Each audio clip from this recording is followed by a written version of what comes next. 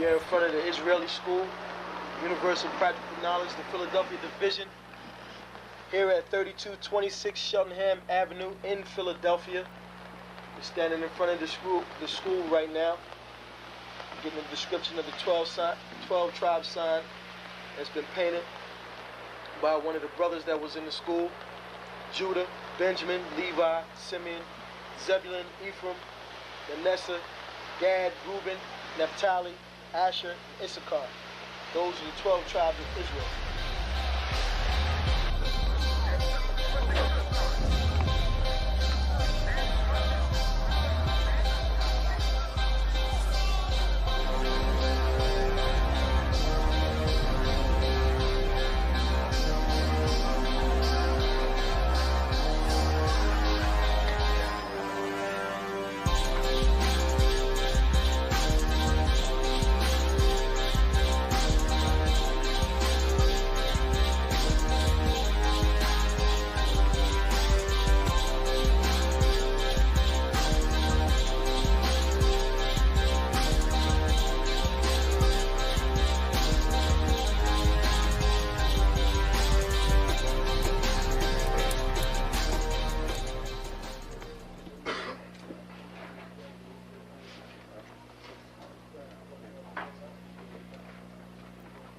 Shalom.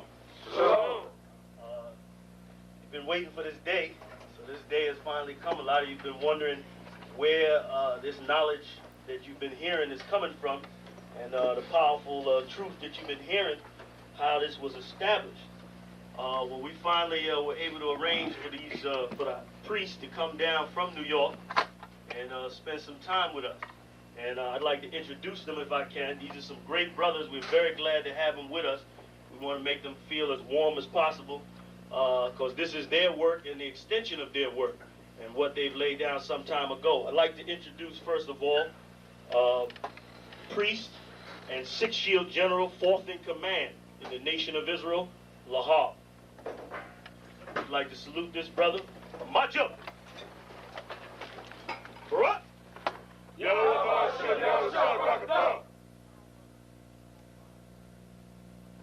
Yeshabim, which means sit. And I'm going to turn it over now to Priest General Lahab. Water, brother. I'd like to say this, starting off, we're very impressed at your school here, and we're very impressed to see that the brothers and sisters in Philadelphia think enough of the Most High and the Bible and the truth and your nationality to be a part of this, because most of the brothers and sisters are running from the truth.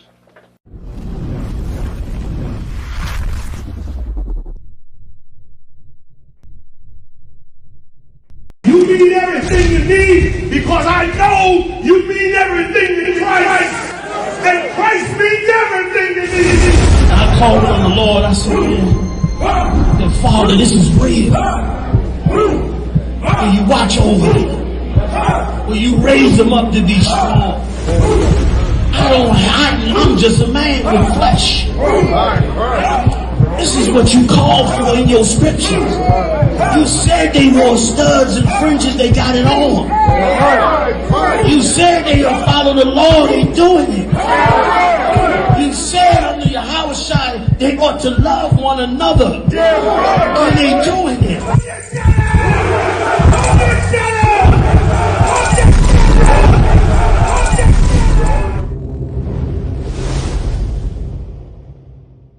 Shalom, Israel. It's time to come get your full dose of truth for the week.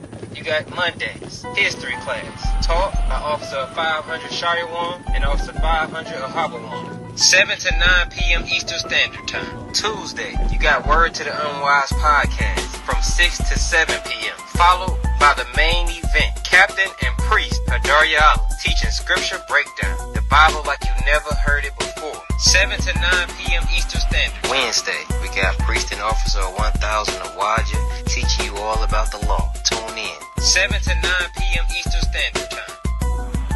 Thursday, you got myself, Priest and Officer 5000 Kazak Amaf, joined by Priest and Officer 500 Barak Yah, teaching you the Brotherhood class from 5 to 7 p.m. Friday, learn to speak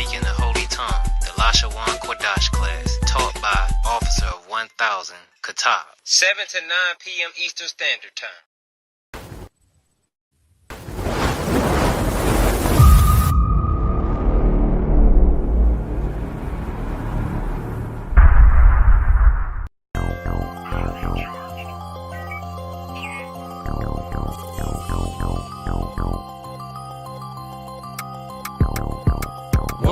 One West, that's who we are, nigga. One West, so who is y'all, nigga? One West, we want it all, nigga. That's who we are, nigga. So who is y'all, nigga? One West, that's who we are, nigga. One West, so who is y'all, niggas? One West, we want it all, nigga. That's who we are, nigga. So who is y'all, niggas?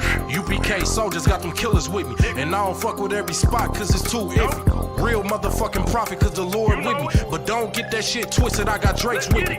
Yeah, bitch, and it hold 50. Run up on me wrong, you gon' catch 60. Wait, you gon' catch 20. The other 30 for your homies, bitch, I got plenty. And I'll shoot this motherfucker till that clip empty. Taking orders from your bitch, you a fucking simpy. Shit, should be televised. The way I'm cutting niggas up, bitch, I'm a samurai. Niggas swear they in the truth, but telling hella lies. Stumping like you Greek, bitch, you Hellenized. The revolution gon' be televised, and what I see in my vision gon' leave you petrified. One West, that's who we are, nigga. One West, so who is y'all, nigga? One West, we want it all, nigga. That's who we are, nigga. So who is y'all, nigga? One West, that's who we are, nigga. One West, so who is y'all, niggas? One West, we want it all, nigga. That's who we are, nigga. So who is y'all, niggas? UPK soldiers lead cowards in awe. So fuck a gas stop, I came with 6 pumps in my car. My niggas ready to swing, we like kids at the park. So touch a chair around this bitch and we breaking your jaw. They think we Christian, but we not. Nothing about us is soft. I don't know what you niggas on, but that shit get you off. We booted up. We came to take zones for real. Black 40 under my garment, I be dressed to kill. Fourth dimension sit linger, I be fresh for real. Putting scripts on your corners, but these here ain't pills. We rock covers. You official if you know those drills. Bread and water, you official if you know those meals. Yeah, you niggas soldiers get rolled over. You got police in your pocket, I got a judge in my holster. Oppressors out to get us, so remain sober. Or be chained to them chains till there's nothing that remains of us. A cult leader like Christ, we got the same culture. I bang on them, tell my enemies the reign's over. I up the cig and keep pulling like a chain smoker. The game ain't changed, One West stayed the same on them. One West, that's who we are, nigga. One West, so who is y'all, nigga? One West, we want it all, nigga. That's who we are, nigga. So who is y'all, nigga? One West, that's who we are, nigga. One West, so who is y'all, niggas? One West, we want it all, nigga. That's who we are, nigga. So who is y'all, niggas? Niggas talking prophets, yeah, we got plenty. We the reason why it's Israelites around the city. Call Kazak, tells the rock, bring Shamar out. We about to slide on them, see what niggas talking about. Young dog think he wise cause he a Kim head. That shit lame, they didn't survive, nigga, Kim is dead.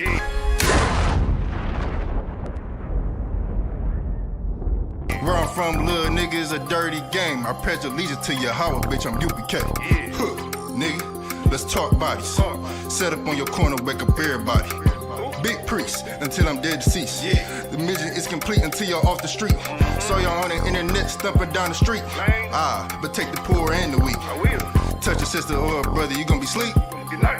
But take the poor and the weak. One West, that's who we are, nigga. One West, so who is y'all, nigga? One West, we want it all, nigga. That's who we are, nigga. So who is y'all, nigga? One West, that's who we are, nigga. One West, so who is y'all, niggas? One West, we want it all, nigga. That's who we are, nigga. So who is y'all, nigga? Fucking with the brothers, then I'm giving out major pain. Clip full of ball heads, I'm shooting out Damon Wayans. Driven ambition, I ain't never changing lanes. Wise as an old man, but I ain't slanging cane. This ain't a game, this shit way deeper than rap. You speaking the cap, but the shit y'all speaking is cap. I'm 5,000, but I still keep it a stack. I'm in the truth, not cause back then I was seeking the fact. Crying loud for the niggas just deep in the back. And the Lord with me, ain't no reason for keeping the strap. We peep the attacks, niggas say we ain't speaking the facts. Stealing breakdowns every time we teaching in class. Niggas snitching, y'all out here squeaking with rats. We be on the street corners teaching that Jesus is black. We on 125th Street, Harlem, nigga, you see where we at? One West, that's who we are, nigga. One West, so who is y'all, nigga? One West, we want it all, nigga. That's who we are, nigga. So who is y'all, nigga? One West, that's who we are, nigga. One West, so who is y'all, niggas? One West, we want it all, nigga. That's who we are, nigga. Hey, listen, brothers and sisters, man. If you like what you hear, hit the subscribe button, man. Subscribe to this channel. And also, please go to isupk.com and pay your tithe. Drop me some cash so we can move around this planet like we need to, man, and do the things we need to do. They're one West. They're one West.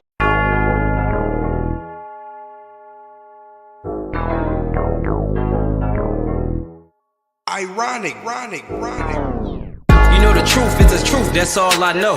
Cry loud and spare not, you gon' get exposed. A few real niggas left, you not one of those. Real soldiers, we was born to stand 10 toes. If he ain't one West, that nigga not one of mine. He got a purple 12, me, I got a black 9. The truth is the wife of my youth, chopper my concubine. Had to die to get my rib, that bitch forever mine. You know the game, a bishop gotta be blameless. But GMS teaching niggas to be rapists. They screaming we snitch. When Joel Morgan was killed by your brother, y'all ain't say shit. Real prophets only dwell in the UPK, PSA, we don't sign NDAs. Real prophets only dwell in the UPK, PSA, we don't sign NDAs. Hey, 100 deep, 100 shields on, that's 100 priests.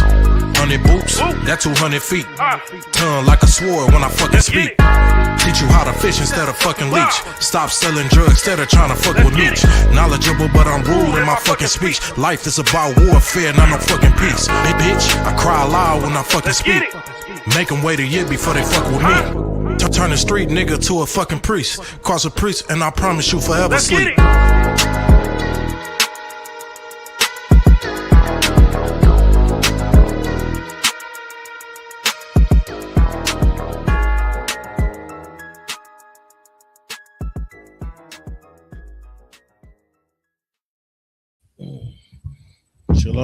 Shalom. Can you hear me, sir? Yeah, I can hear you. All right. Shalom. We are the ISUPK, started out at 125th Street, Harlem, New York, under Commanding General Yohana. And what we do is we teach blacks, Native Americans, Hispanics, who they are according to the truth of the Bible. And if you're not in the ISUPK under Commanding General Yohana, you're not learning the truth. You're not in the truth. We want to say Yahba Shem Yahshua Brakatah to the brothers, Yahweh Shemar Lathabah Shem Yahweh to the sisters. Tonight is Monday night's history class. And the class is the history of our people and music. Sir? God. Shalom, Yahweh Shem Shabbat, the brothers, Yahweh Shemar Shem Yahshua the sisters. Salakia, sir, you sound a little muffled. Khan, testing, can you hear me? I can hear you. You was just a little muffled. Okay, Khan, Salakia. Yeah, shalom to the brothers. Yahweh Shem Shabbat to the brothers. Yahweh Shemar Shem Yahshua to the sisters. Like Priest and Officer Ahava said, we got an excellent class tonight. We're gonna go into what do they call it? Ahava Negro spirituals. Yeah, we're gonna get them Negro spirituals out there. Yeah, you know what I mean? We're gonna see how, you know, our music has evolved in this kingdom. You know what I mean? It's something extremely heavy that Ahabawan brought to my attention. You know what I mean? And it's what's the word? It's how much our music has evolved and changed from, you know, once upon a time being something good, being something uplifting, you know, being something that we use to, you know, traverse this hell inside of America, to being music where, you know, we got artists like Sexy Red now. The Lord knows what's coming out of that sister's mouth. I mean, and it's very sad the destruction that, you know, companies like BET has done on our people. You know what I mean? Of course, you know, we know in the UPK, these companies, BET and things like this, they are run by our oppressor. You know what I mean? And the Bible says never trust your oppressor. Damn right. We have to be mindful of the tools that he uses, you know, to further our destruction as a people. Because music today is not what it used to be. Even going back, 50 years old? last 50 years, music today ain't what it was in the last since the 80s. Wow. Since hip hop changed the game up. When did gangster music come out? 85. Probably, yeah, 80s, probably 80s, early 90s. Probably late 80s, early 90s. Oh. Yep, that's when because one of the biggest was NWA to get it pushed off, sir. I want to pull out a couple scriptures before we get started, and these are some scriptures that are pertaining to music. Understand is that our people use music in prayer, worship, use music to do just about some of everything, from healing to studying to, whatever you can name, right?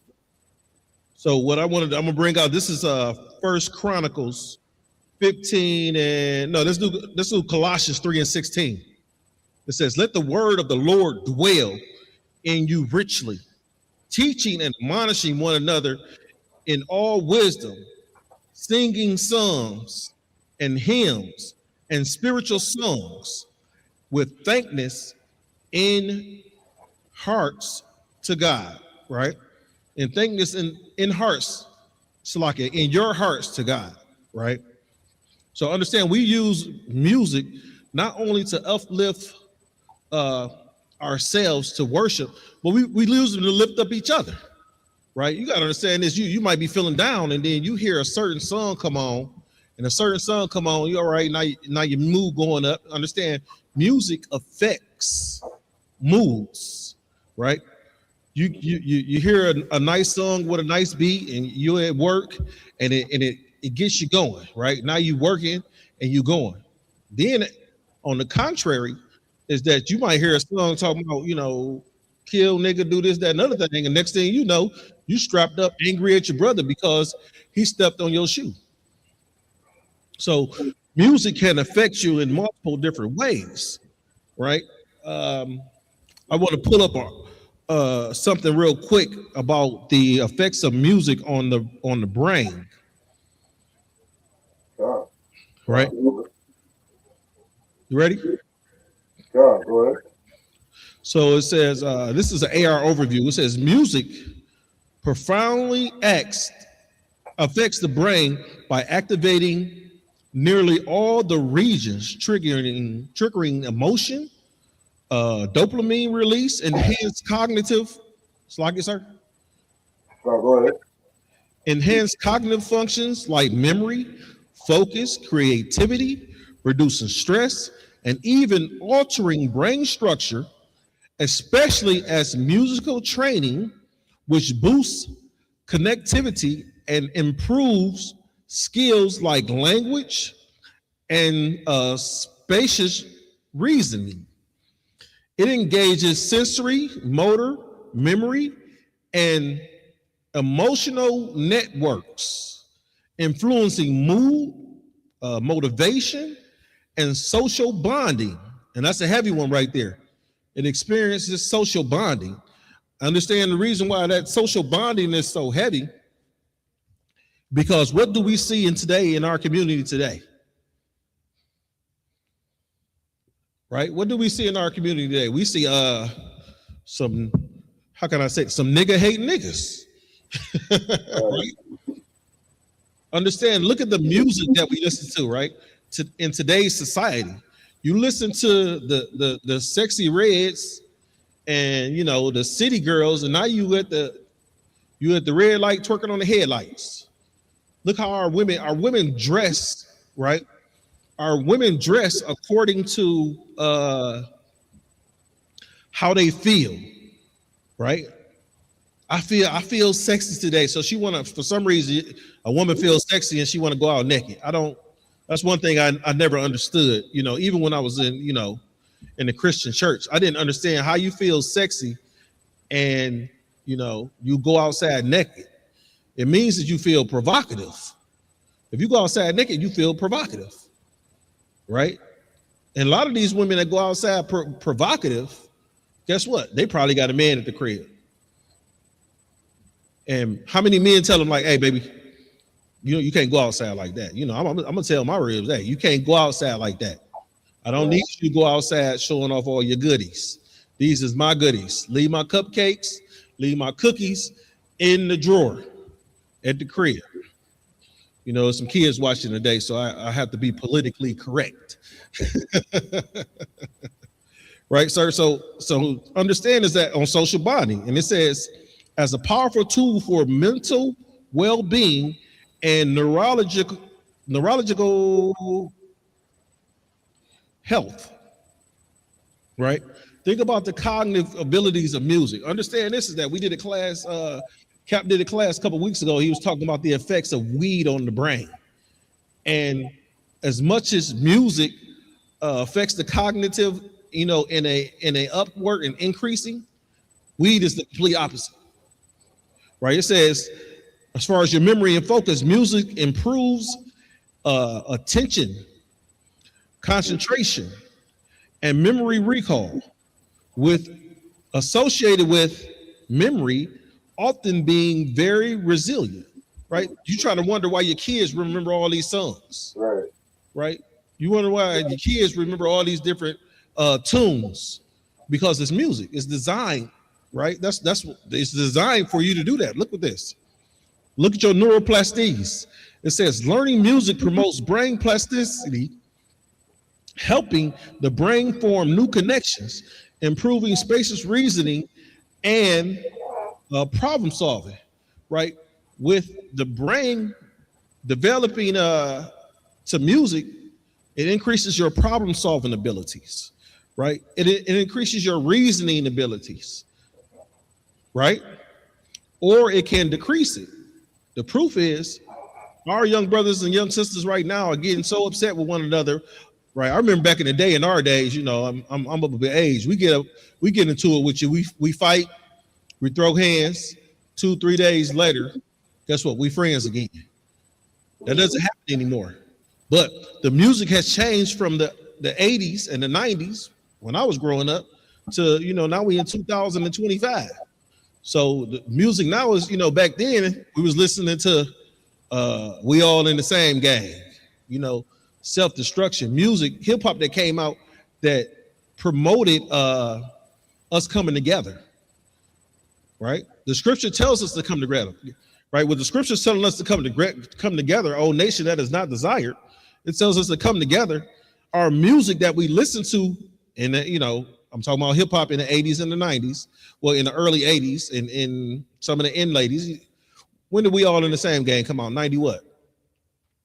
Right around 91, 92? Right? So understand is music back then was saying, hey, brothers, let's come together, right? Sisters, let's come together. Let's uplift our community. You have music saying go to college, right? You have music saying get an education. Music saying help your brothers and sisters. That's what you had then, right? And the reason why I bring all these things up, because I'm gonna go back to that article, but it's something that I want you to know about music, because we use music in, during slave times, right? And during slave times, our oppressors also had music.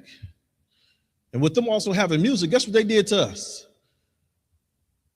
Guess what they told us to do? They wanted us to sing them a song that make them feel good. Sing them a song that make them happy. Let me pull that scripture to prove it to you. It's in Psalms. I got it in my notes. Right. Give me, if I may, sir. Yeah, I can read you. 137. I'll grab it. I got a 137 and 1, starting in 1 to 3. So I'll grab it real quick, and then I would like for you to, give your accountability of it, if I may. No, sir. Yes. Psalms 137. I'm looking at 37. I said 137 and 1. 137 and 1, right? Mm-hmm. Okay, look. So look at this. This is Psalms 137 and 1. It says, by the rivers of Babylon, right? Understand where we at now. America is the modern day Babylon, right? There we sat down, yea, we wept. What are we doing now? We at a low state, right? We sitting down in the dirt right now. We at a low state. And with us being in a low state, we are, as a whole, we are weeping. The Bible says that the gates, our gates are languished, right? We don't have any protection. We don't have any protection, right? And if you don't have any protection, anybody can come about and beat the hell out of you and take advantage of you and do anything they want to do to you because you are unprotected, right? Look what what's going on right now. Trump is bombing those everything that come out of Venezuela. He says that is drug boats. But how do we know he did the investigation to prove that there's drug boats? You know, the Venezuelans are saying these is fishing boats, and Trump is saying it's drug boats, right? So how do we know who to believe? With that being said, the Venezuelans, do they have an air force to protect these so-called fishing boats from Trump's air force? Because technically, Trump is no longer in America when he goes to fire on these drug boats. Right now, if these drug boats was near the American coast, you know, I could say, you know what, these was drug boats near the American coast, Trump. I understand why you did it. But for him to fly, you know, troops over there into somebody else's airspace, it seems like he's trying to start a war to me. But I will continue with this. It says, when we remember Zion, it's like yes, sir. Okay, when we remember Zion, verse 2, we hang our harps. Understand, harps are musical instruments upon the willows in the midst of thereof. And look what they did for us. He says, verse 3, for there they that carried us away captive required of us a song. Why would they require you a song? He said, and they wasted us, required of our mirth, saying, sing us one of the songs of Zion. So understand is that our oppressor loves our songs, right? The people that carry us off into captivity loved our songs, and they loved our songs because it was a catchy tune to them. Their songs was trash, right? Their songs were not as good as the children of Israel songs. But what did our music do for us? And if I may add to that, please. You know what I mean? It's like, and something we see is that you ever see a concert where we got our people up there, you know, put it on there, what do they call it, a tour or whatever it is. It is full of nothing but oppressors. Yep. You know what I mean? You'll have, Lil Wayne up there, and you will have a crowd of 10,000 Edomites sitting in that crowd listening to our music. They love our song. They absolutely love our song. And they love hearing us sing about our destruction. Yes. Well, you gotta understand this. If your slaves escape, because technically we escaped, right? They say they freed the slaves. No, something happened and they escaped. We need to figure out how to get these slaves back, right? And I was just telling the individual the other day, sir, that white people don't want us in their neighborhoods. Think about it. They don't want us in our neighborhoods. You've seen many occasions where a black family moves into a predominantly white neighborhood, and the first thing that happens is they get nigger painted on the garage. Paint nigger across the front of the house. Spray painted. Understand this. And it was a comedian, Paul Mooney, who said this. He said that the issue with white people is that they no longer own us. He said they no longer own us because when they owned us, Right now, they don't want us in their damn neighborhoods. When they owned us, we was in their house. So when they owned us, we was in their house. Right? Now they don't want us in the neighborhood. Right? It's getting to the point now where they're coming to our neighborhoods. That's why you got stories about Seneca Village, Rosewood, and Tulsa, Oklahoma, Black Wall Street. That's why they're coming into our neighborhoods. Like, you don't want us in your neighborhoods, we're gonna build ours. Then what you do? Next thing you do, you see a pickup truck with a Confederate flag hanging off the back of it ran through your neighborhood.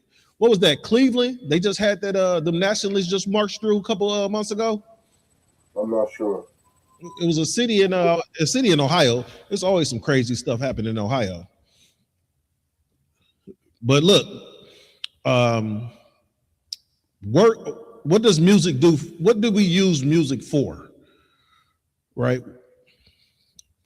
During the slave days, you know, we spoke about us using it for praising, us using it for worshiping and things like that, right? But understand this, some other things that went down with music. We use music as a form of communication. It was a coded language for us, right? I'm gonna look up music as a coded language, sir. And understand, we use music as a coded language because for a long time, the oppressor, even though we spoke their English, Slakia? I thought you said something. Even though we spoke their English language, we coded their English language and song that they did not understand, to the point where they have classes. They have classes right now about hip hop that teach them how to understand and break down hip hop so they know that what we are saying. Yeah. Right. And it's the same thing to the to our Issachar and Ephraimite tribe brothers and sisters, because soon as one of those brothers and sisters get to speak in Spanish over here, what's the first thing they're told? Speak English. Right? Speak English. So they go out and learn Spanish because they want to know what they're saying. Esau does not want you sneaking up on him speaking a language that they don't understand, because they don't want you to get the drop on him. That's why he studied your language before he removed you out of Africa, and removed you out of the southern out of the Caribbean states, and removed you out of, think about it, we was running Europe in the Dark Ages. That's the transatlantic slave trade. So they pulled you from a language and an area in a city that you knew, and told you no longer to speak your language. You know why? So I can know what you're talking about. I can know what you're talking about. So now they got classes so they can understand our music, so that they can assume that they know what we're talking about. You got something, sir? Khan, did you want to finish out in that verse? Say that again? Did you want to keep reading in Psalms 137, or were you done there? Oh, I was done there. Okay, Khan, if I may. Please. You know, because I want to give like an idea of a flip side of the songs we sang. You know what I mean? Like, in songs we seen the oppressor, you know, requiring us to sing the songs of Zion. But when you read in Exodus 15, you see an example of the songs that we sang, you know, coming out of freedom to our Lord. This is Exodus chapter 15 and verse 1. You want me to grab it? I got it. It says, "Then sang Moses and the children of Israel this song unto the Lord, and spake, saying, I will sing unto the Lord, for he hath triumphed gloriously. The horse and his rider hath he thrown into the sea. The Lord is my strength and song. and he has become my salvation. Like, we have some cold ass songs inside of Israel. And many times, like Ahabawan's about to get into, you know, we singing songs of our salvation. Yes, sir. We're singing songs of the Lord destroying our enemies. You know what I mean? The Lord, you know, throwing his military into the sea. That's a beautiful thing for the children of Israel. And so many times today, you know, we as a people, we'll come together and we'll talk about, you know, how destructive the music is nowadays. You know what I mean? We come together nowadays and you know, we'll praise brothers and sisters, you know, who try to sing songs that uplift our people. Because that's the music that we need. There's no better music than what we have in the ISUPK. Damn right. You know what I mean? And this song, this music is so empowering, so uplifting. I mean, it'll encourage a movement. It'll encourage a rebellion. It'll wake up the mighty men. You know what I mean? It'll wake up brothers. You know what I mean? Who normally might just be at home getting high every day, smoking weed, looking at the oppression of their people. Whereas we listen to some good music, this music will uplift us to fight for our people. You know what I mean? Think about going to camp, Ahabawan. You go to camp, you look for the baddest EPK tune to help fire you up because it's inspiring us to go to war. It's inspiring us to fight for our people. That's the kind of music we need. And this is the kind of music that we had, like where we have brothers coming up with these songs to get out of slavery. Singing songs to give different trade routes and slave routes to find their freedom. Music is such a powerful tool that we can use, and we need to come back to the Bible and see what good music really is. Damn right. Damn right. If I may, sir. A lot of our people know the song Wade in the Water, right? Could you, if possible, could we play a little bit of that? Do you got that, or do you need me to send it to you? I got it pulled up. Yeah. So Wade in the Water. Now, with these old Negro spirituals, old Negro hymns, understand is that what was the song Wade in the Water talking about, right? Wade in the Water, understand what it was doing was, it was a song basically telling you when you running from your slave master's house and you trying to get away, you had to go to the north. It was telling you to run in the water, right? Get in the water because the dogs can't smell your scent in the water. Mm-hmm. Yep. Could you play some of that, sir? Then maybe after that we hear some of the comments. Sure.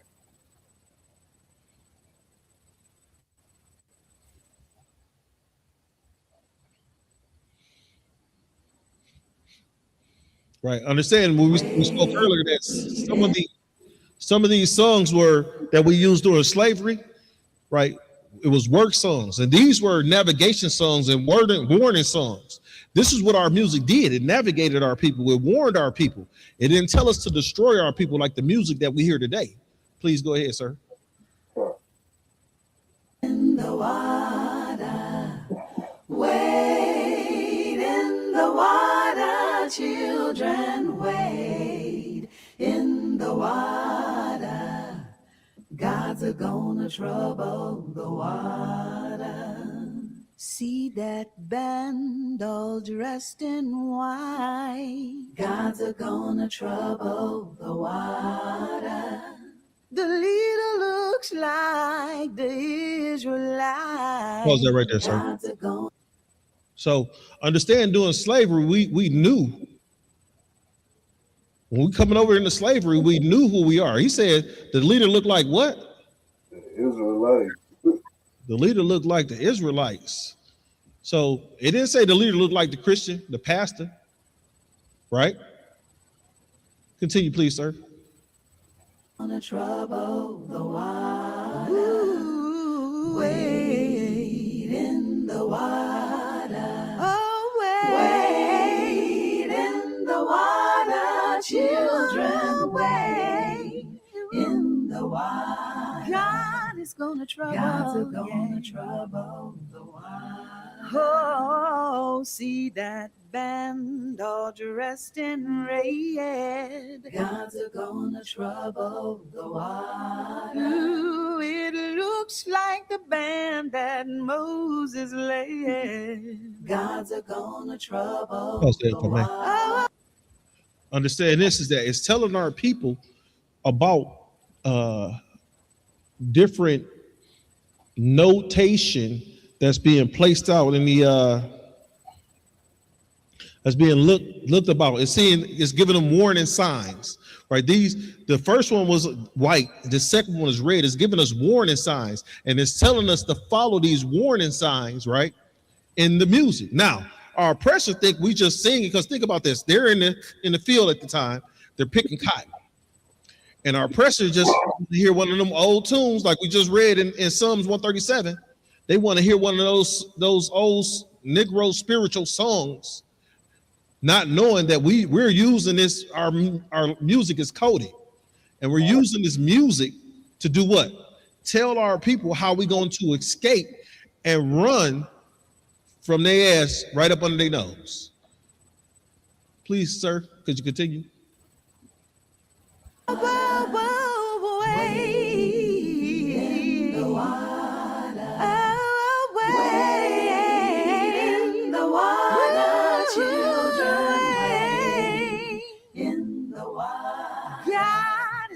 Trouble, yes, he will. Oh, ooh, ooh, oh,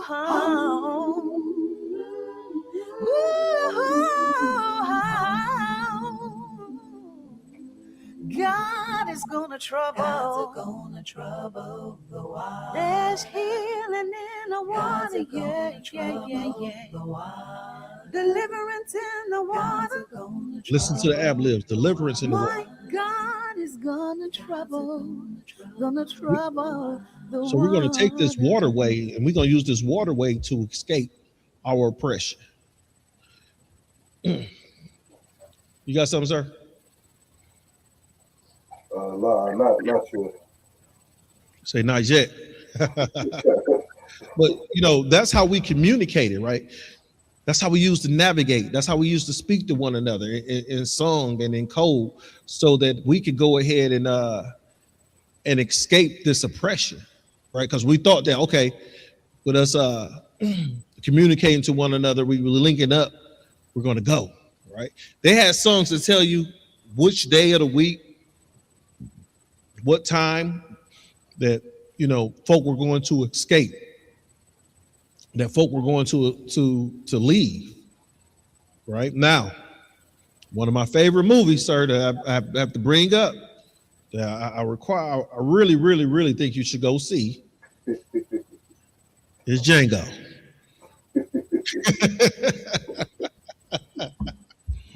Right, and you see some of this in the movie Django.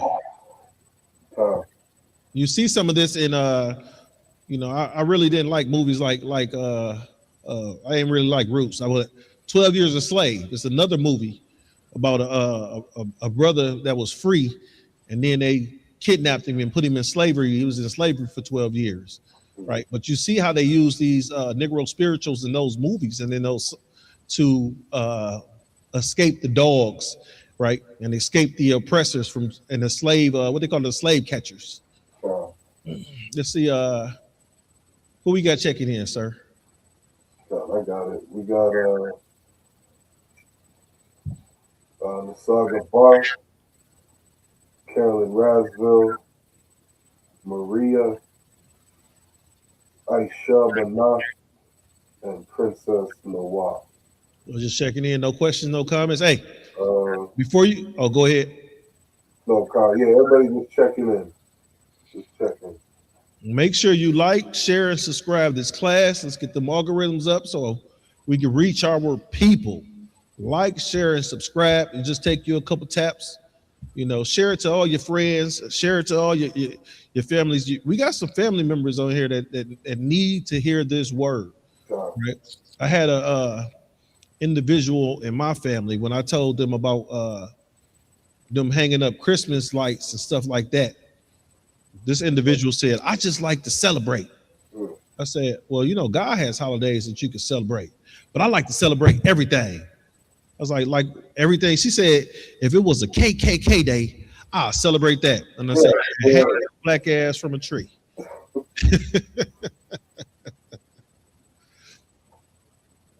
She said, "If it was a KKK day, she would celebrate that." And I was like, "That's every day. That's every single day." So look, sir, I got another article real quick, right? And this is the, it says, music is the hidden language of the soul.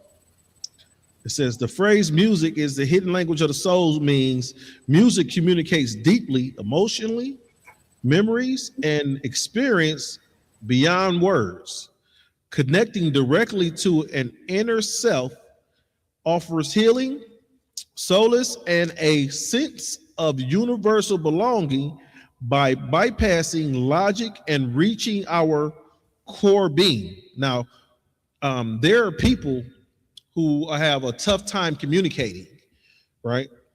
And with them, if you listen to these people that have a tough time communicating, if you go and listen, a lot of times they can't communicate to you with words, but they can communicate to you with music, right?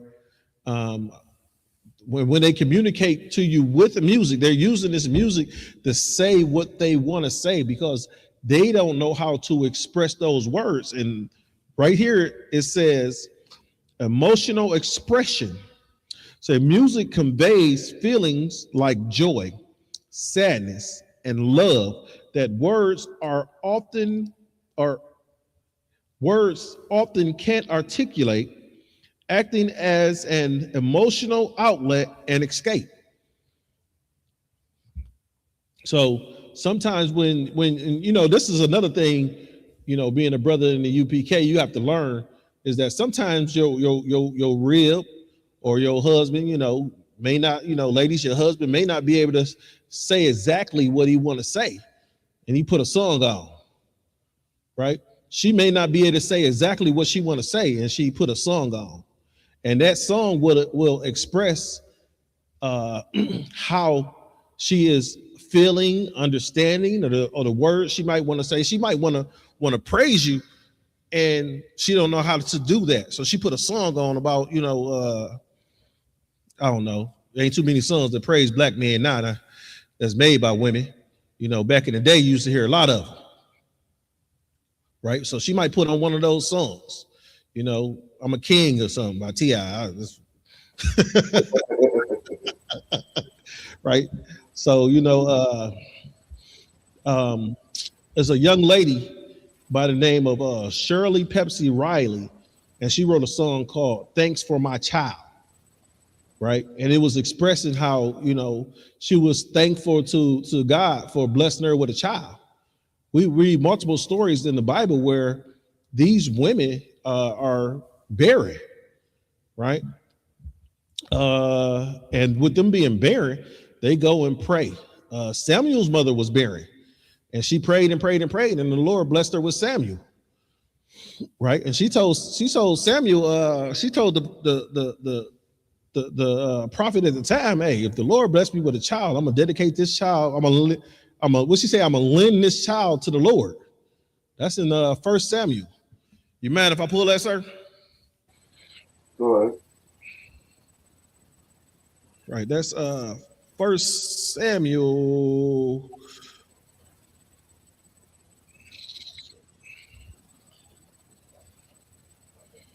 Let's see. Right here.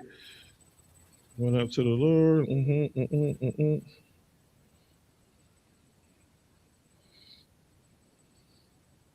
I'm gonna start at 9. This is 1 Samuel 9. This is Hannah's prayer. So Hannah rose up after they had eaten in Shiloh, and after they had drank. Now Eli the priest sat upon a seat by a post of the temple of the Lord. Verse 10. And she was bitter in soul and praying unto the Lord, and she wept sore. Verse 11. And she vowed a vow and said, O Lord of hosts, if thou wilt indeed look on the affliction of thy handmaid, and remember me, and not forget thy handmaid, but will give unto thy handmaid a man child. She wanted a little boy. Right. Then I will give him unto the Lord all the days of his life, and there shall no razor come upon his head. Right? So understand, the prophet, if you continue reading, the prophet thought she was drunk. Right? She wasn't drunk. She was just sorrow and in mourning. Right? Because she wanted a child. Right? She said, if you look farther down, she said, I had no strong drink or no wine. And, I just come up here. I'm trying to pray to the Lord to give me a baby. Right? She wanted a man child. So when the child was born, right, which was Samuel, guess what? They went ahead and sacrificed bullocks. Sound like a cookout to me. What about you, sir? Yep. Right? They went ahead and then they rejoiced. And look, if you go to Samuel, 1 Samuel, we're going to go to chapter 2. It says, Hannah prayed and said, my heart rejoices in the Lord. My horns is exalted in the Lord. My mouth is enlarged over thy enemy. So she's singing and screaming and shouting, right? Understand when you're happy, a different type of music come out, right? When you're in prayer and when you're in mourning, a different type of music comes out, right? When you're celebrating, a different type of music comes out. Think about the different type of music that we have right here, like you were saying earlier. So right here in the ISUPK, one of my favorite songs is, and it was probably one of the first songs I listened to when I started my walk with the UPK, sir. It was a Shar for My People.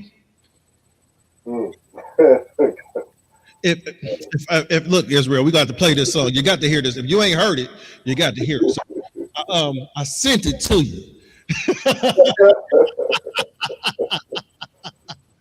Right? For my people.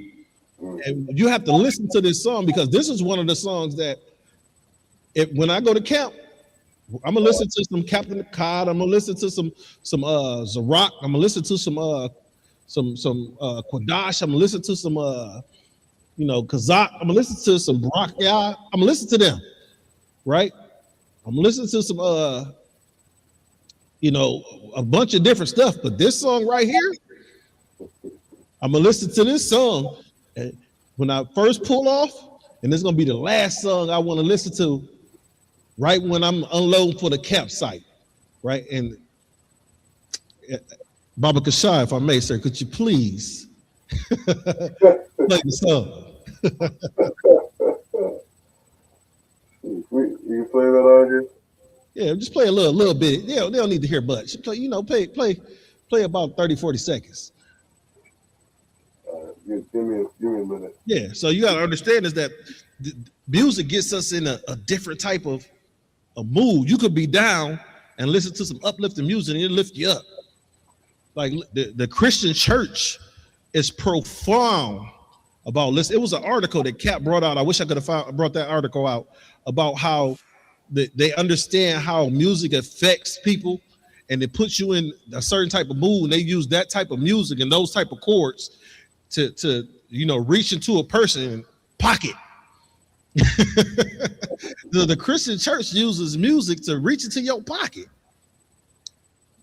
They know that certain type of chords, have you a feeling of like Zen, as they use. Oh yeah, that's it right there.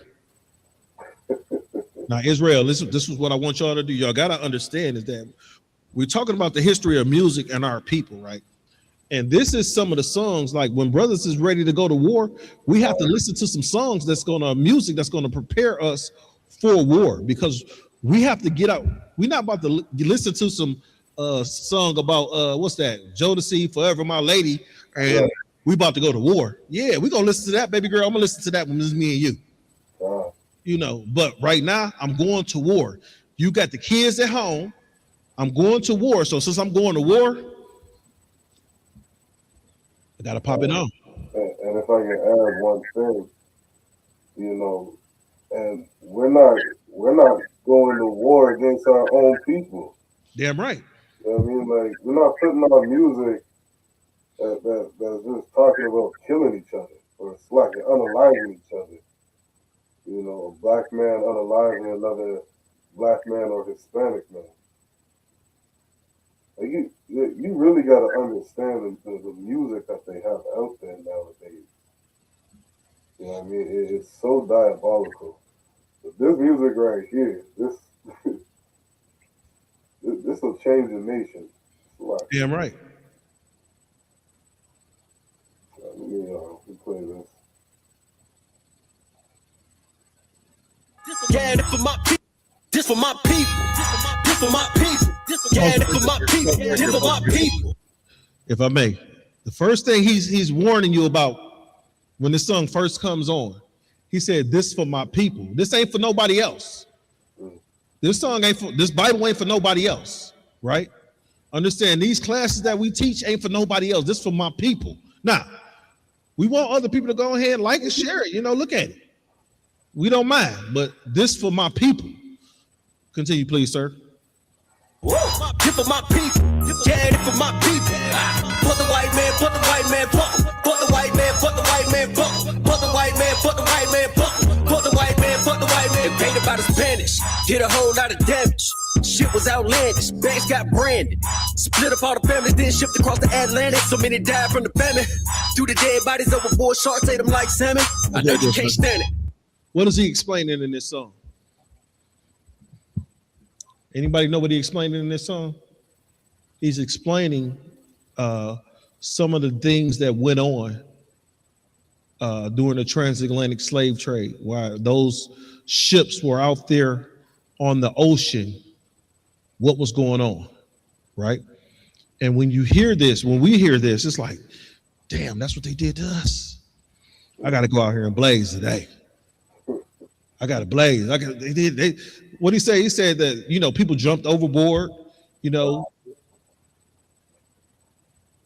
People jumped overboard. People were thrown off the ship, right? Could you run that back, please, for about 10 seconds, sir?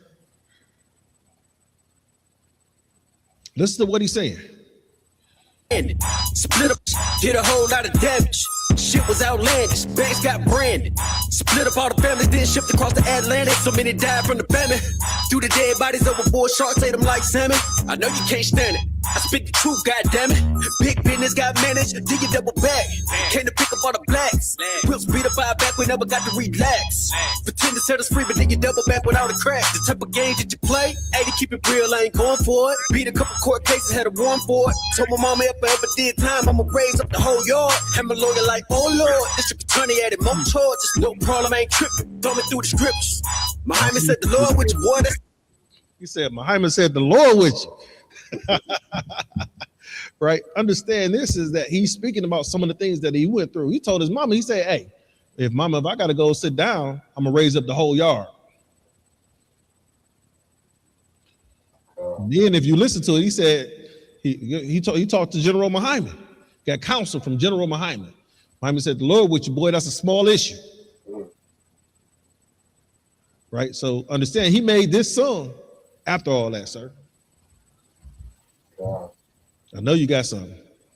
Yeah, no, it's heavy. You know what I mean? It's funny. I never listened to the lyrics too tough on this before.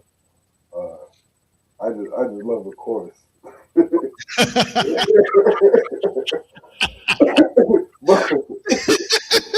Yeah, I listen to the chorus all day long. But yeah, no, that's a heavy thing. That's a powerful thing, and again, it reminded me of Exodus chapter 15. You know, we're singing to the Lord, praising the Lord for destroying the military of our enemies. You know what I mean? Something that we pray for in the ISUPK, the destruction of Esau's military. Yes, sir. Our oppressor's military. That's a very beautiful thing. And then, you know, as well in these songs to educate people. You know what I mean? Like it's such a cool thing. Something Captain Darcy had said to me the other day. You know, and it said, you'll send your child, you'll send a 1-year-old, you know what I mean, 1.5 old to a daycare, and they're indoctrinating your kids with Christmas. Yes. Indoctrinating your kids with Easter. They are shoving that shit down their throats every day. So now, why do I, as a parent, have to wait till the child's 13 years old to teach them about slavery? Hell no. You know, When they teach them about Christmas, they're gonna listen to this music. By the time they're 1-year-old, 2-year-olds, they're gonna be singing these songs, and they're gonna get it in their memory of, oh wait, we were on slave ships. They had thrown us overboard on these slave ships. That's gonna be something that I ingrain in my child's memory. Because they need to know who the devil is. They need to know who their enemies are. They need to know that there's danger around them. They need to know that their parents are going to protect them from danger. They're right. Not sending the kids to a Catholic church to get molested by a priest. Kids aren't safe there. Like, this music right here is so powerful. And for a brother to go to council before coming out with the song, like in Deuteronomy, it speaks on the Lord telling Moses to set up wise men of understanding, you know, amongst our people. We got brothers like General Muhammad, General Mayat, you know, General Hajj, General Q, General Shalomar, you know what I mean, General Katham. We got wise brothers, wise men of understanding. You know what I mean? We're in the zone. We got Cap Hadar right here. We can pick up the phone and call him on anything.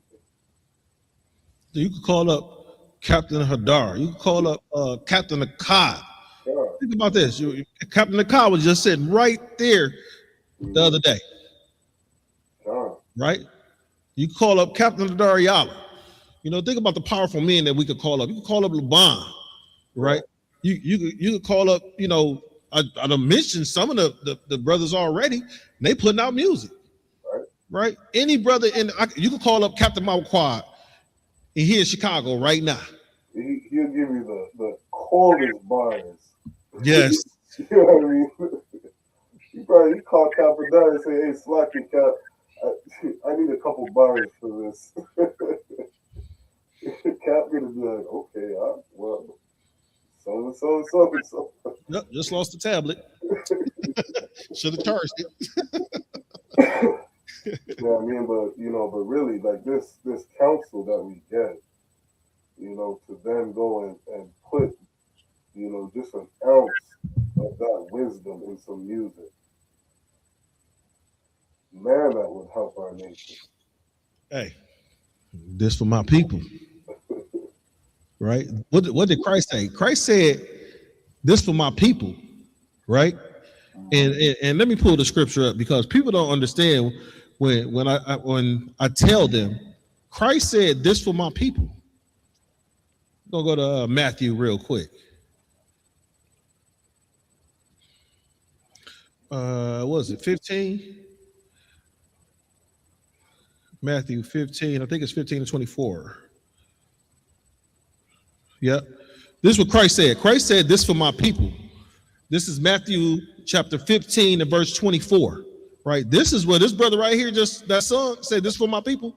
He got it from Christ. The brother is speaking like Christ when he said, "This for my people," because Christ said here, he said in Matthew 15 and 24, he says, but matter of fact, we'll go up to 20. You want me to go up to 22, sir?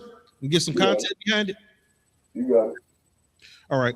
So this is Matthew 15 and 22. It said, "And behold, a woman of Canaan came out of the same coast and cried unto him, saying, Have mercy unto me, O Lord, thou son of David. my daughter is grievously vexed with the devil. Now you got to understand, they were in the shores of Tyre and Sidon, and this was a Canaanite woman that came unto the Christ and the disciples, and this Canaanite woman was trying to get her daughter healed. She had seen and had heard of Christ and his disciples and what was going on when they ran into their people, right? Understand, you know, it's a lot of things that Christ did that was not recorded. So think about the healings and the miracles that he performed, right? So this white woman heard of it, right? And she says, my daughter is grievously vexed with the devil. 23, but he answered her not a word. Christ ignored the shit out of this lady. Not a word. And look, think about this. Sometimes when people come to you saying some crap, you at least say, you know, get the F away from me. Get the hell on, man. Leave me alone. Get out my face. He said, Christ answered her not. He didn't say sugar, honey, iced tea to her ass. He didn't say nothing to her. Imagine somebody talking to you and you like this the whole time. Christ didn't even acknowledge that the woman was there. Right? He didn't even acknowledge that the woman was there. You know why? Because this for our people. This for my people. That's what Christ was saying. This was my people. And look what he said after that, right? So, please. Yeah, if I may, you know, and not only did he not answer her, but he's ignoring this woman's pain. Like, she comes up saying, my daughter is in pain. And Christ don't give a fuck. You know what I mean? Like you gotta really picture that, Abuwan. Like you think about a man, a homeless man coming up to you at a gas station, and you can see that they're troubled. You can see they're in pain. You know, see their agony, see that they're struggling. This woman came up to Christ in pain. She has a daughter that is sick. Like, and you got to picture a woman. You know, women are emotional. Mm-hmm. You coming up to somebody pleading to them saying, my daughter is sick. Saying it like it means something. Like maybe somebody will have some compassion because it's a child. I'm a mother reaching out. You know what to remind me of? Anybody coming up to pray. What's that? If I may, sir. Yeah, go ahead. What's that foundation that they use to it be all on the news? They take donations to help these kids with different type of ailments like cancer and all that kind of stuff. Mm-hmm. I can't remember the name of it. If somebody know the name of the foundation, please put it in the chat. Red Cross? It's not the Red Cross. It's another foundation. It's kind of like so what they do is they house, you know, children with serious ailments and their parents, right? So now the parents don't have to, you know, they don't have to pay for housing and they don't have to pay for medical bills. They just got to be there to be supportive of the children, right? That's dealing with whatever ailment.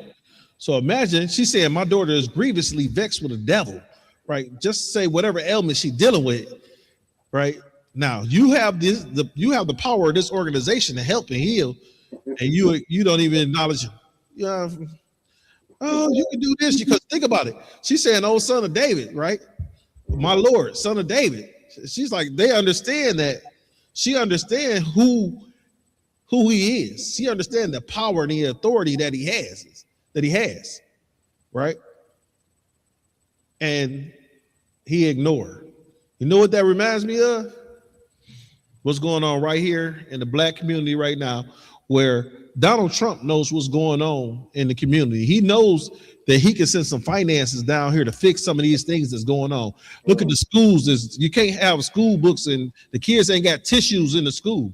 You understand? These children are grievously vexed in school and they have to go to school. It's a law that they have to go to school, right? So, you know, they don't have books in school. They don't have adequate, the classes are overcrowded. They don't have adequate teachers. They don't have teachers with the adequate certifications to be, you know, to help these students reach the next level. A lot of these students are being just passed on because of this No Child Left Behind, thing, right? And with these children being just passed on, think about this. These children are vexed, and the government can heal it. And guess what the government do? Don't even acknowledge them. The government doesn't even acknowledge them. But look at this, sir. Right, it says 23, it says, but he answered her not a word, right? And the disciples came to him and besought him, saying, send her away, for she cries out. So not only Christ not answering her, the disciples are saying, right? Think about this. These loving individuals that's following Christ, right? Christ's supposed to come back and love and hug on everybody. He answered her not a word. His disciples saying, send her away. Get rid of this. Think about it. The disciples straight up, the disciples saying, get rid of this bitch. Right? And then if you look at 24, it says, but he answered, look, after the disciples said something, she crying and she following him, right? She behind him, she begging. He didn't say nothing. He didn't acknowledge her. And then the disciples said something like, damn, send this chick away. She up here following us. The hell wrong with her? Right? Because they not even checking into her issue. Right? And Christ, once the disciples spoke to him, Christ said, I am not sent but unto the lost sheep of the house of Israel. That's a whole bloody shut your mouth. He said, I am not sent but for the lost sheep of the house of Israel. This for my people. This is for my people. Right? That's music right there. That's music to your ear. This is for my people. I'm not, look, I don't give a damn about nobody else. Right? And look at this. If you look at the next thing Christ said, right? He said, it is not meet to take the children's bread and to cast it to dogs. So not only is he saying, one is that this is only for my people. He said, I'm not about to give what the children need to be nourished off of and give it to dogs. Now I got a question, sir. What's a female dog? So Christ said, I'm not about to give it to you bitches, because she said her and her daughter, right? So he called dogs because he was speaking about her and her daughter, right? So imagine Christ's return. You know, you Lord, I know you. Shut up, bitch.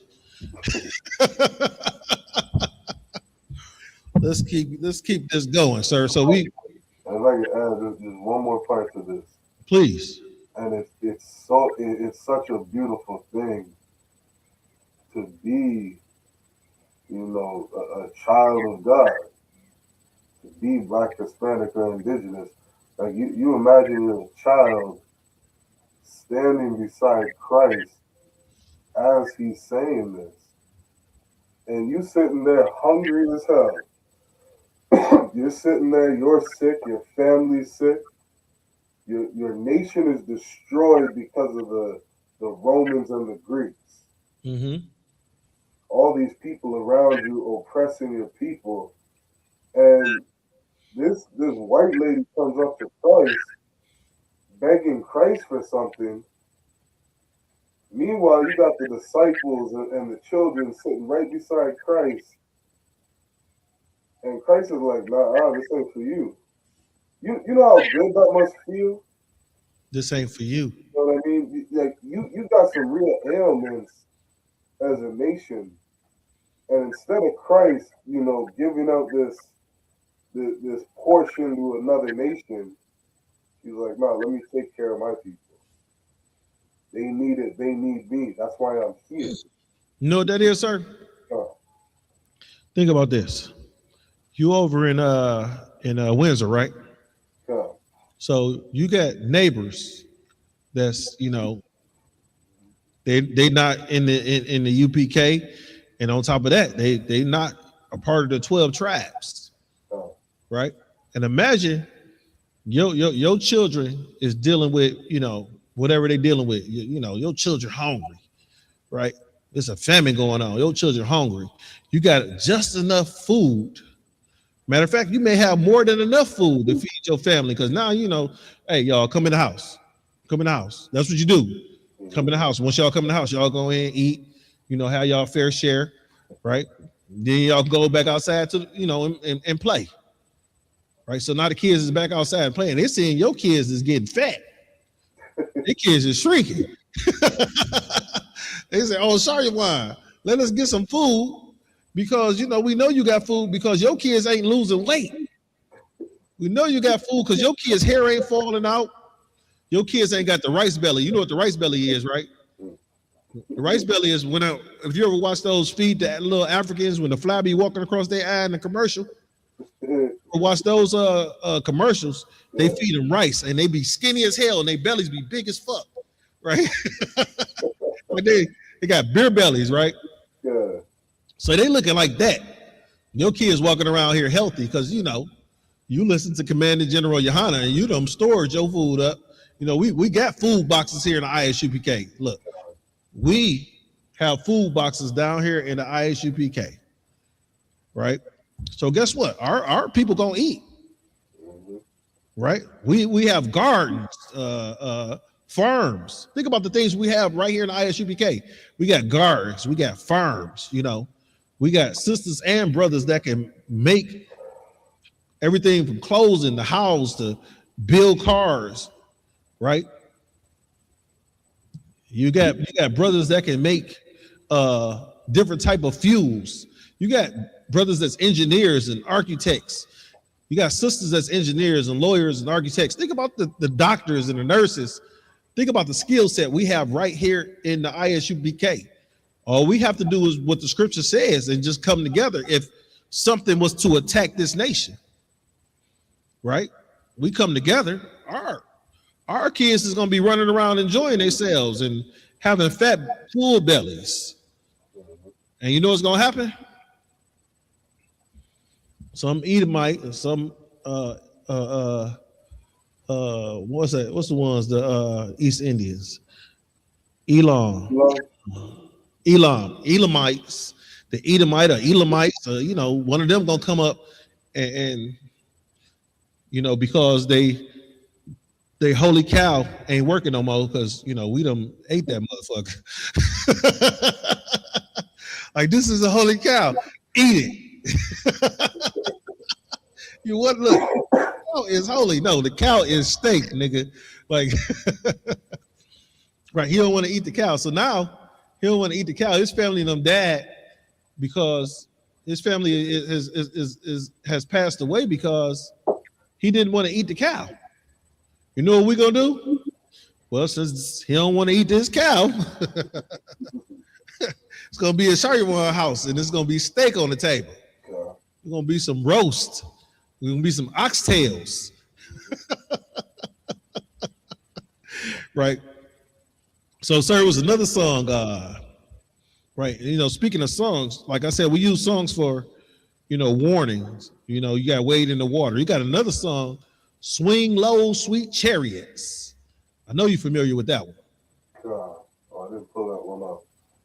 I got And like we use these, and the reason why I bring these songs up, because I'm going to bring up the old music of how we use this music to protect, to flee, to support, you know, to do all things, to navigate, to escape.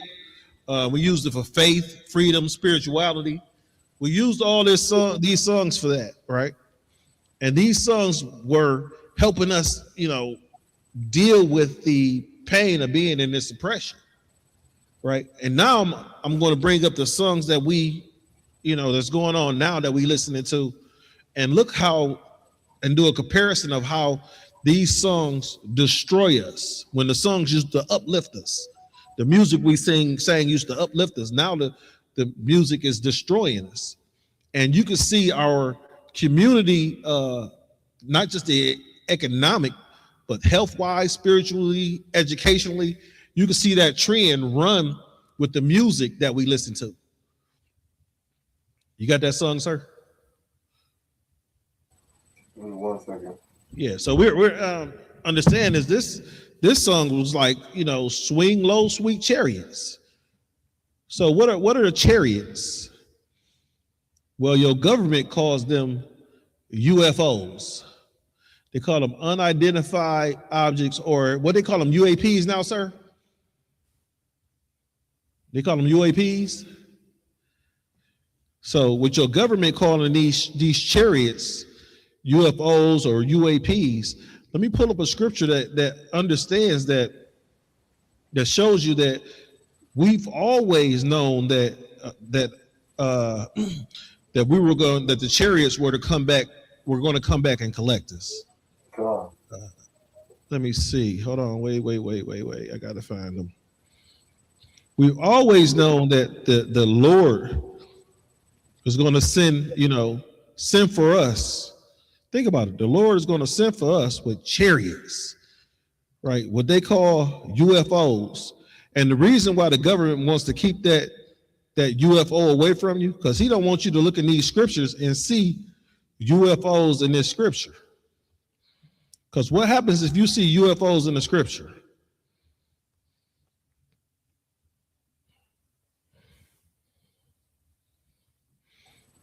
Think about it. What will happen if you see UFOs in the scripture? That'll be like you finding out Christ is black in the scriptures. Yeah, God. And so like, I've been seeing it more and more at these government meetings, where different government officials are speaking on these unidentified, what's it called? Unidentified object, UFOs. All these sightings that keep taking place. It's damn near, I wonder just with the internet, with all the information that's, constantly coming out, it's like they can't not speak about it. So real quick, sir, if I may, Yeah. I'm just going to give out a couple of scriptures. Let's see how much time we get. I'm going to give out a couple of scriptures, and if we get a chance to go over them, right? These are the chariot scriptures. Just a couple of them real quick. Okay. Zechariah 5, verses 1 through 4. You have Ezekiel 1 and 16. I think it's 1 and 16 through 17. And then you got Ezekiel 1 and 22, and there's one in Isaiah. Is it 66? I don't know. What's the one in Isaiah? I'm not sure. I'm thinking about the one in Ezekiel. I might pull that scripture up. The one in Ezekiel? The roll up on the roll? Yeah. You grab Ezekiel chapter 1, verse 16. Ezekiel 1 and 16. I mentioned that one. Okay, come. So let me pull that one. Ezekiel 1 and 16. So you got Ezekiel chapter 1 and verse 16. It says, the appearance of the wheels and their work was like unto the color of a beryl. Mm-hmm. And they four had one likeness, and the appearance and their work was as it was a wheel in the middle of a wheel, right? So think about when you see these UFOs. Oh, you got it, sir? Yeah, Connor. That's every, what do you call it, flying saucer that's ever been drawn in any movie. You know what I mean? Like it's a wheel within a wheel. You know what I mean? That is exactly what a chariot of the Most High looks like. And when we were singing this Swing Low, Sweet Chariot, the chariots in the scriptures have always been known. Reading from them, I think all the way back as early as Exodus, coming out of Egypt, there has always been chariots in the Bible. you know, a wheel within a wheel. And make no mistake, like these beasts operating these mechanisms, these, these angels are black. You know what I mean? They're like in the color of bronze, brass. Mm-hmm. You know what I mean? And these were the things that our ancestors saw. And these were the things that, you know, our ancestors prayed about. Swing low, sweet chariot, because, you know, we looking forward to those chariots for our protection, our military. You know what I mean? These things are all throughout the Bible. You were gonna say something? No, sir, I was just listening to you. God. Yeah, like these things right here, and you Salaki, you hear about, you know, how these government officials say that they see these UFOs, you know, come out the sky. You know, how they move at their lightning speed, moving straight up and down, side to side. They say they don't got an aircraft, you know, known to man that can move the way these things do. If I may, sir. God. You know, I like to watch all these different UFO documentaries and stuff like that because it's funny to me.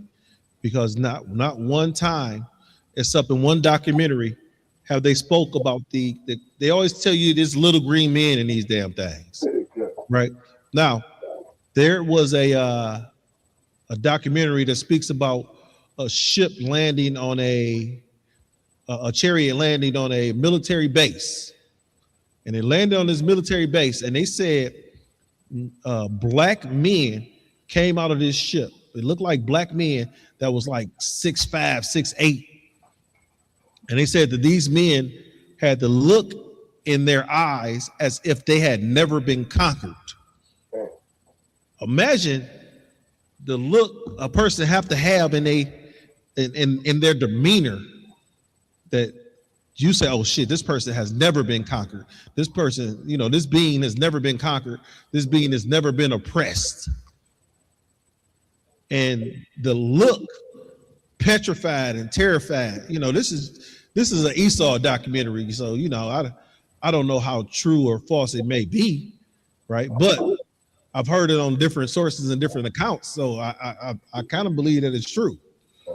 They said that over 100 black men, you know, muscular, carrying weapons that they had never seen before.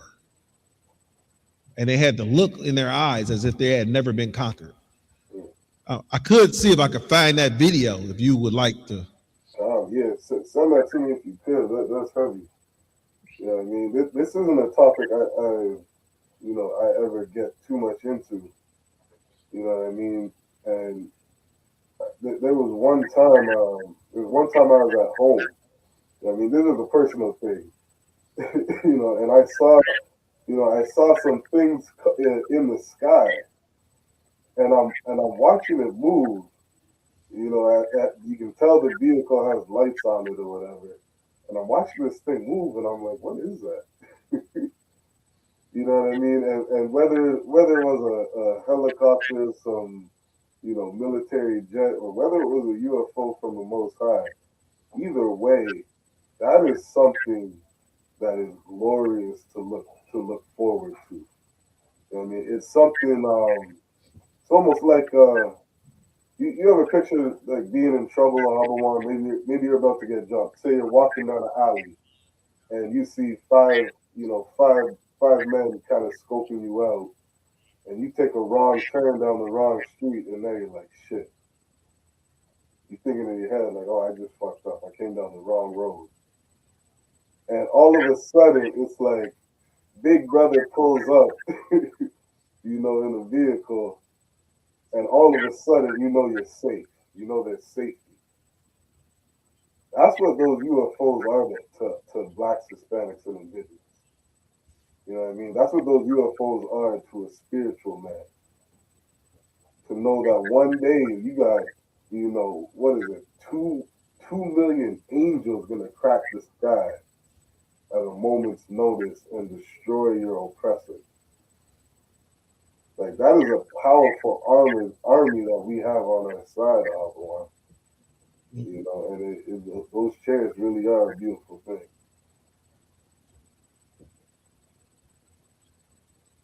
Right. Sir, if you give me 2 minutes, I'm gonna try to find the minute point of where the was the doctor it was Dr. Stephen Greer, and it was a Netflix documentary. And I won't give me a minute. I'm gonna try to find it where he said that it was black men on the ship.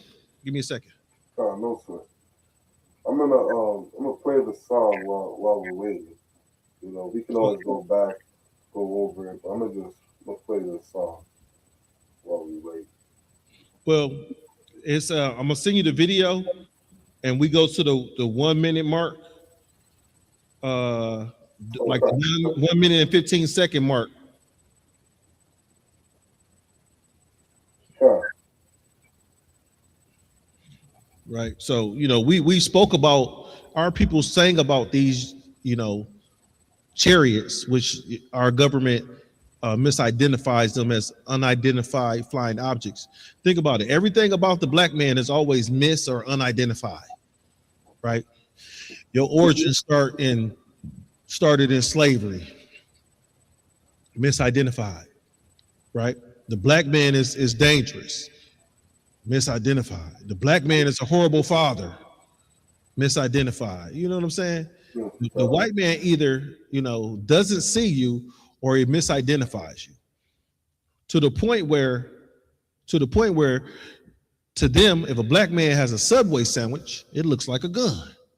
If a cell phone, it looks like a gun. If a black man holds his hands up and say, I need help, it looks like he's being vicious and he's attacking whatever member of police authority that they encounter. Right? If I may, sir, do you want to do the song first and then go to the video? Sure, yeah, I'll play the song. I'm just pulling the song.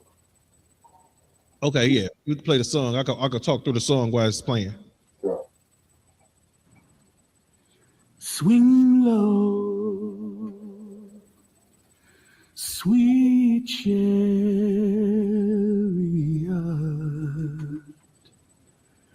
coming for to carry me home. Swing low, the chariot fly low. Right? So chariots on the ground don't have to swing low because they're already on the ground.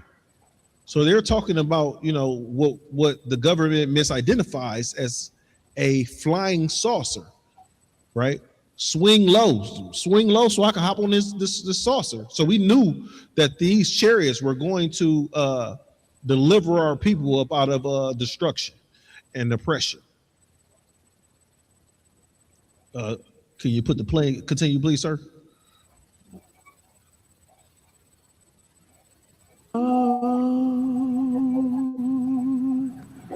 Sweet chariot,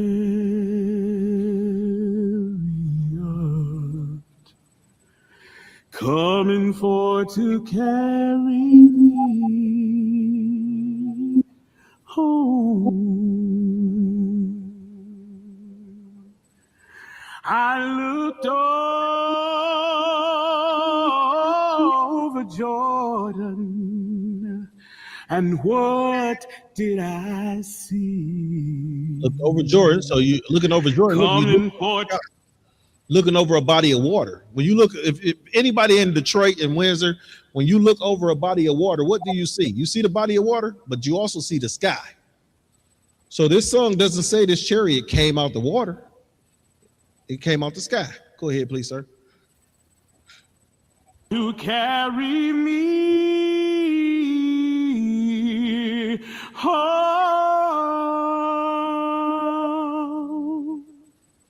I saw a band of angels. Band of angels coming after me. Coming for to carry me home. That's why I sing, swing low, sweet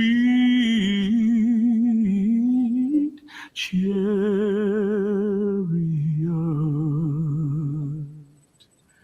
coming for to carry me home. That's all I had on that. Right. So we understand, we've understood through the years, through ages, that the chariots, and the Bible speak of the chariots, that the chariots, right? The Lord, the Most High God, is going to send these chariots back to redeem us, to pick us up.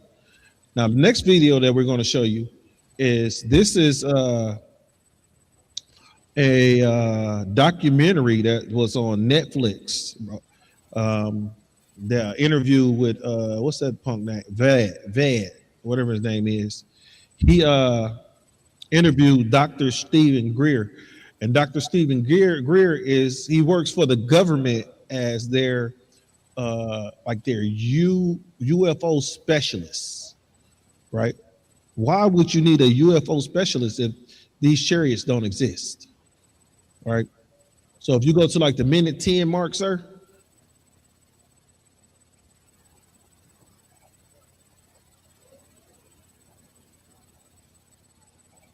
Guys who came and they swore everybody the secret, and they took the alien survivors away, and they took all of the people.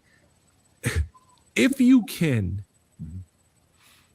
go into as much detail about what was found, how real that situation to be, because then I want to bring it to the propulsion and the energy sources that you spoke about, but it all starts there. It actually didn't start there. That was 1947. There were apparently a couple of crash retrieval events in the late 30s and 40s. We know at the Trinity site in 1945, shortly after we detonated the first atomic bomb, there was a craft that was downed or came down in that area that we retrieved. But 1947 is the most celebrated one. That one, there were actually 3 extraterrestrial vehicles involved. We have a document, you'll see it in my book, Unacknowledged, which goes with the documentary Unacknowledged. You can see all these for free. The Unacknowledged is the name of the Netflix documentary, and it also explains that there were black men on these ships. We can continue, please. On Amazon Prime and whatever. But it describes a new radar system that we had put in now at Roswell. Now, let me tell you a little bit about the sort of military speak here. A radar system, you and I think of it as just something that sends out a beam, and it bounces off the skin of an aircraft, and you trace it. Those systems can also have an active directional energy warfare system attached to it or associated with it, either within the system or very nearby. So that when something is painted or tracked on radar, it's the minute 15s, because I got to pull it up here. Hold on. You go from a minute 10 to 3 minutes. No, 1 minute and 15 seconds is where I.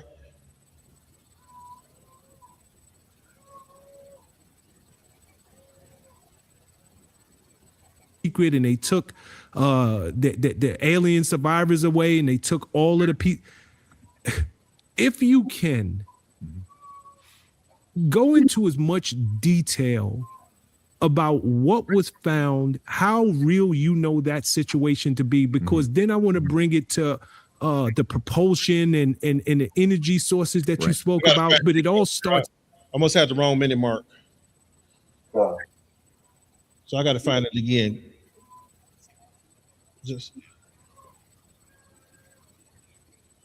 if you give me a second, give me a couple minutes. No sweat. I'm gonna read that verse one more time in Exodus reading it out again. It was Exodus 15 and verse 1, and it says, Then sang Moses and the children of Israel this song unto the Lord, and spake, saying, I will sing unto the Lord, for he hath triumphed gloriously.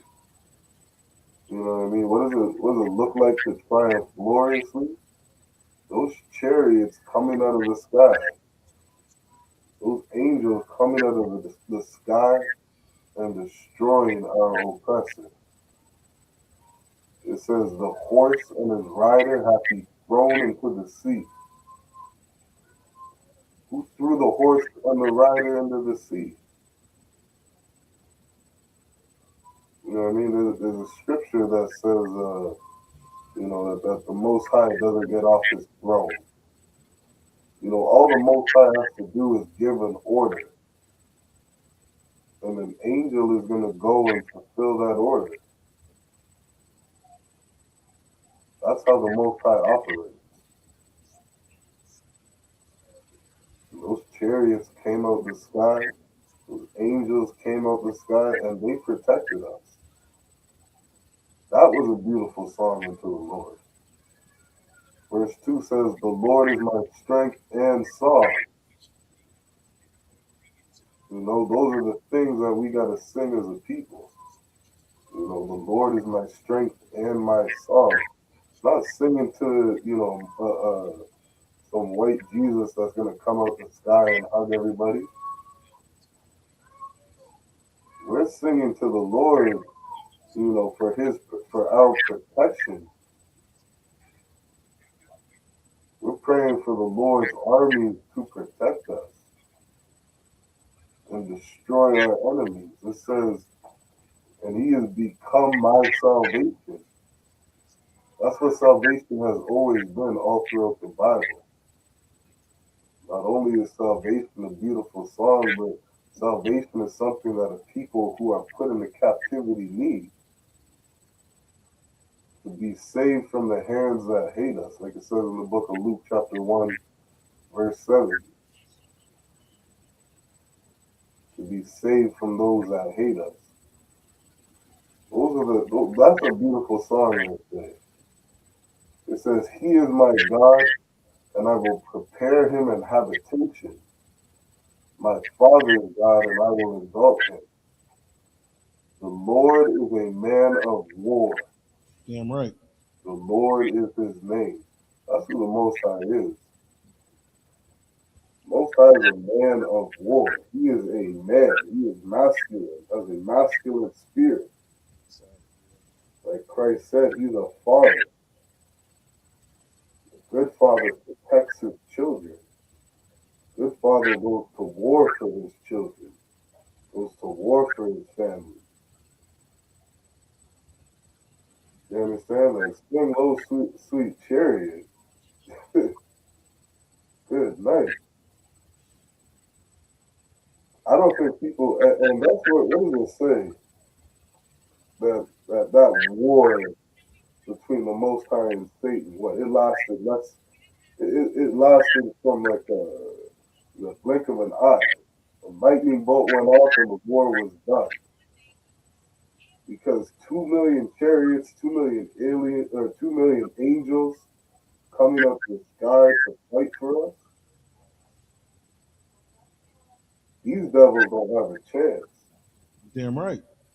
You know what I mean? This devil right here, you know, about to speak on some of the things that is this what he personally saw? This is what he said he personally saw. I'm trying to find he didn't personally, Dr. Stephen Gritter didn't personally see it. He documents the any of the sightings of alien aircraft is what they call it, or UFO aircraft, and anybody that encounters those aircrafts. So he documents and all those sightings, right? And so him and like everybody else that documents these sightings, they always speak on the advanced technology of these chariots. Always. You know, they scratch their heads at Habawan because they can't fathom where this technology came from. And you got to understand how, what's the word? How troubling it is for Esau, because this man is blessed with the sword. He is blessed with military might. That is the greatest thing he is good at. There's nobody better at unaliving than Esau. Not at all. You militarize a piece of paper. Shoot, you'll take a pencil, wrap it up in some special elastic. Next you know, he's firing some little, pencil at 200 miles an hour that can pierce skin.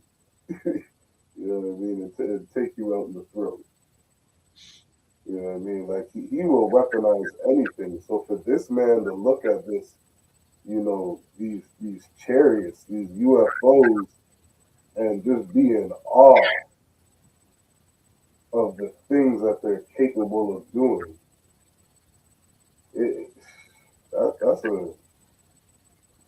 what's that word? That's quite the accomplishment. You know what I mean?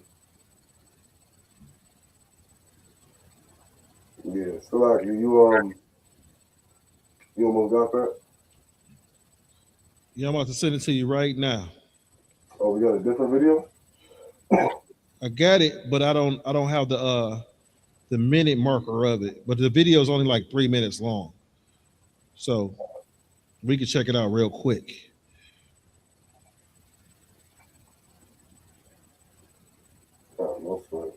And the video that I'm looking for, this is like Norman Begrin, right? He was one of those NASA scientists. With him being a NASA scientist, right? They tried to bury this information, right, about who was on these ships. Think about this. The government has been telling us that, these are UFOs. The Bible tells us that it's chariots. So if the Bible tells us that it's just chariots, who you listen to? You want to listen to the government? You want to listen to the Bible? Well, the government told you that Christ was a white man with blonde hair in a toga, right? In the toga, going,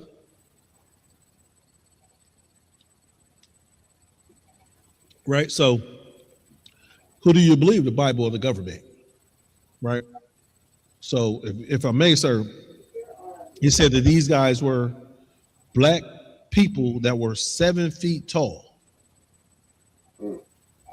So it's a bunch of, think about who do you know is 7 feet tall? You got Shaq, you got individuals that tall on this here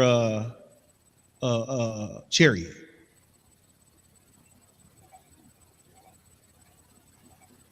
Is there a minute marker you want me to go through? I don't have the minute marker. It's only 3 minutes. We'll play it real quick and go through it because he explains it throughout. Now the white guy right there that's the NASA scientist Norma Begborn. You can hit play, sir. Okay, but if there are craft, there are beings. Okay, people have asked me about, I call them vehicles, okay? Right. No, I did not call them objects. That was too neuter for me. Okay. I had a Stanford professor say you ought to call them objects. No, they have all of the qualities of a vehicle. They can move. They're just like a missile or anything like that. So that much we can say about them, for sure. Okay. So I'm calling it a vehicle. Okay. Okay, somebody comes along and says, well, now where would you manufacture one that's 2.5 Earth lengths long? And that's a hard question to answer. So are you not positing the idea that those vehicles contain, beings who are, maybe like us? Yeah, I only go along with government images. And if you want to know about people kind of thing,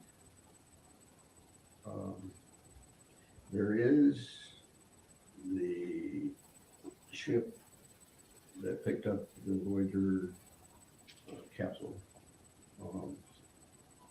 at Alameda Naval Shipyard, and they have a picture there of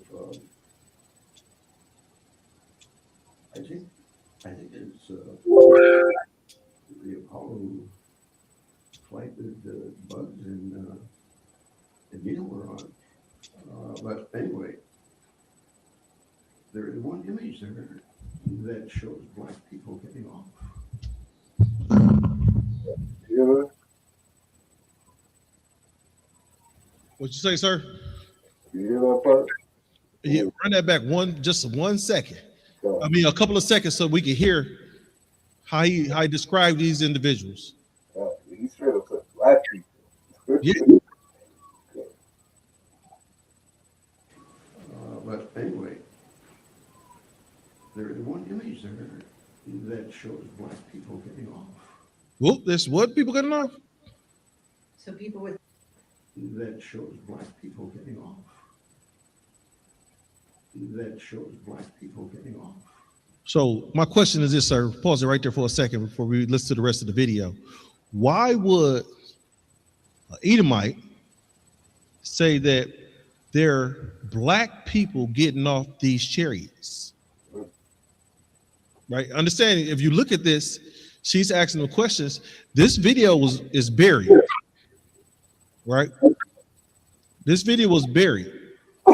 See how much searching I had to do? I had to go onto my black websites, dark web, to find these. Right? If I met, what'd you say? No, keep going. So understand is that the Christian church don't bring up the chariots when they teach you in their synagogues of Satan. They don't bring up the chariots, right? They don't bring up that the angels were black, the prophets were black, that Christ is black. They don't bring those things up, right? And they damn sure didn't bring up to you what this white man is saying right now, that those individuals that stepped off of those chariots were black. If you would continue to play it, sir. So people with dark skin getting off. Not dark, black. Black skin. Black. Yeah. Were they tall? Yes. Very tall? Yeah. How tall? Do you know?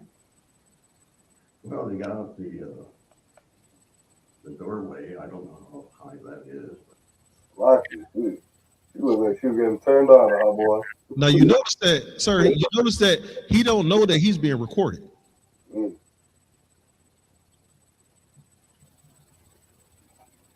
Because if think about it, when you know you're being recorded, you look into the camera.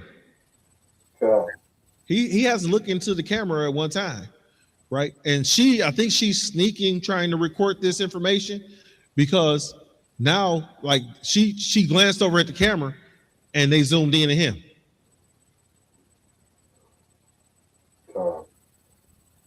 So I don't know if he knows he's being recorded. Did you have something, sir? No, I'll keep playing it. Almost done. Please. Well, what? Safe. 7 feet would be probably a conservative estimate. Have you heard about Clark McClellan's statement about that? No. Oh, you haven't? Have you ever been in touch with him? No. No? There is one image there that shows black people getting off.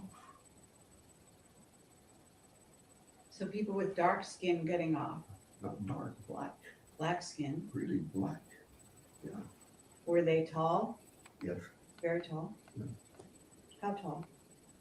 Do you know? Well, they got out the doorway. I don't know how high that is, but Well, what? it's safe. 7 feet would be probably a conservative estimate. And the reason why I wanted to bring that particular video up because the NOI has a video that they're commentating on that video, right? And I didn't want their perspective on it. I wanted our people to see the pure raw footage of what was going on. Now, we're speaking about the music that, you know, brought out the chariots that said sweet, low, sweet chariots, the warnings. You know, we're in the time now that the music that's coming out now, right? One is that it's controlled by the Amalekites, right? The Karzans. Can I say that, sir? The music that's being released right now is being released that we listen to. They're being controlled by our enemies. So our enemies are not going to allow our people to put out music that uplifts our people. Because guess what? They are attached to the prison system. Right? I wish that what was that guy named? Bone from Bone Thug and Harmony. He was told, he has a video. We might have to do a part 2 of this, sir. Because there's some things that we need to bring out. So we might have to bring, and I'm gonna pull a video with Bone Thugs and Harmony member, and he says that they told them that they need to make more music that is more destructive to our people because they're invested. They're invested. The people that produces them are invested in the prison systems. With them being invested in the prison system, they want more people in prisons. I heard about that. We definitely got to get more into this. So, you know, we might have to carry on a part 2 to this, just so that we can bring out everything. So, you got something else? No, that's it. If you could close it, so I have to get over to I can close. I can stop it, or you want me to close them? Yeah, just stop it. You understand? So, all right. For everybody tuning in.